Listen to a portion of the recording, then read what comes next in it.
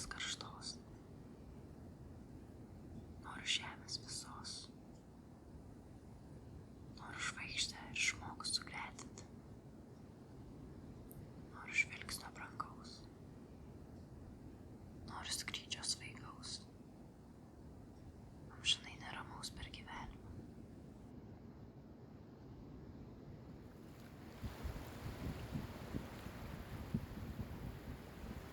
Bangelės, kvepia, paukštukai, vėjelis toks. Įdomi yra, nes jinai gali būti pikta, paskui gali būti rami. Man jūra yra, tokia biškį kaip aš, priplaukus. Anksčiau aš tokia buvau tinginė, aš nesuprasdavau, kaip yra galima skelti 6, o Jėzau. Ir dabar jau kad 3 metus aš keliuosi ir galvoju, kažin čia, ar čia yra dėl ant senatvės ateina tas noras keltis. Supratau, kad ne, čia yra noras mėgautis gyvenimu. Kaip tu įsivaizduoji, kaip čia mes važiuosim, nes aš tai čia galiu užsimušti. Dabar biškį į dešinę vairą. Bet aš galiu jaustis beveik saugiai, ne? Taip, visiškai. Tu gali dabar į kairę visiškai saugiai jausis.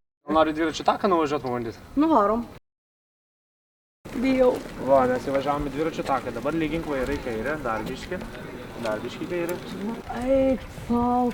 Žiūrėk, viskas sugebi veikoti. Geras. Dar kairiau. Va, super, dar kairiau.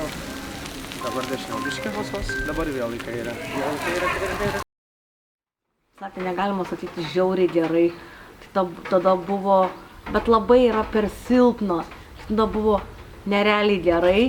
Baisu tai buvo tikrai, nes galvojau, kaip čia man bus, kažin ar aš ten nenukrisiu nuo jo, nesvarbu, kad jis ant 2 ratų ir stovi. Nes jau iškart pagalvojau, kad gal reikia testamentą palikti, nes jeigu į kokį medį, tai jau viskas. Ir turbūt pirmą kartą gyvenime aš vairavau ir taip sąžiningai sukau tą vairą ir man praktiškai nepadėjo. Tai jausmas buvo, toks nerealus, tai labai ačiū to mano akim, nes, pasijaučiau kaip iš tikrųjų praregėjus.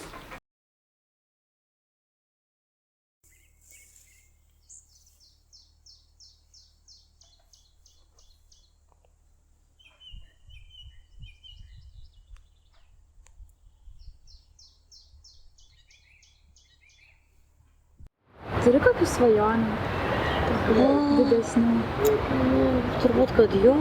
Galvoju, ko aš dabar labiausiai norėčiau. Būtų gerai, kad parašiutų iššokti dar kartą, nes geras jausmas buvo. Ir ką dar norėčiau. Dar noriu į šitą Vokietiją arba į Lenkiją, į baisių atrakcionų parką, bet nerandu durniaus, kuris su manim važiuotų. Tai patinka tokie stiprus potyriai. Aš mėgstu ekstremalumą, kuo ekstremaliau gyvenime, to yra geriau. Tai realiai ir gyvenime visko pasitaiko. Ta prasme, tu eini gatvę ir tave gali irgi, tai pertrėkšti arba įlipi į jūrą, tave gali jūros bangos nusinešti kur nors. Bet ir namie būnant gali kas nors Jėzu, čia, jeigu taip galvoti, tai tada reikia viskas jau. Neapsimoka gyventi. Jo, neapsimoka gyventi, teisingai sakai. Tai aš irgi vis dar galvoju, žinai, kad reikia imti viską iš gyvenimo, ką galėjo, mažiau zysti. Jo. Ar turi kokių svajonių iš tokių, kur nebūtinai gyvendinamos? Jo, norėčiau apkeliauti aplink pasaulį.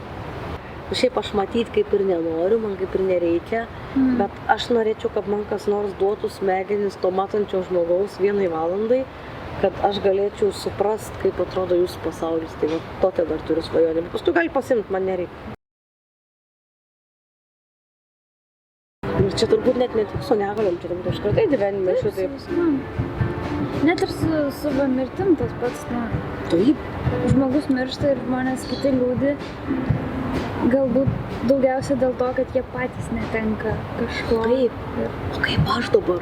Nes, pavyzdžiui, kai mirė mano mama, tai visi kautė, klykė ten, Jėzau, aš nežinau ten, aš taip ramiai sėdžiu ir man sako, tai tu neverksi? Ir aš sakau, turbūt ne. Man sako, to prasme, tai tu normali ar ne? Ir aš sakau, nenormali, nesakau, aš manau, kad mano mamai ten yra geriau ir sakau, čia, tai kad jūs dabar sėdite ir kautėtės, tai kas iš to, aišku, kad gaila, aišku, kad liūdna, aišku, kad nubirta ašara, bet Tikrai nubyra dėl to, kad, o kaip aš, ko man dabar daryti? Jo, gailestis kyla iš savanaudiškumo. Jo, va šita frazė, va čia yra geras, va čia gerą dalyką mes atkapstėm, eik savo. Šiandien kažkas po traumos, kažkas yra sėdžiu ir galvoju, Dieve, koks trapus yra gyvenimas. Nu, tu niekada nežinai, šiandien tau viskas gerai ir tu nežinai, kaip tau bus. Siaubas, kaip reikia vertinti kiekvieną dalyką. Reikia naudotis kiekvieną gyvenimo galimybę.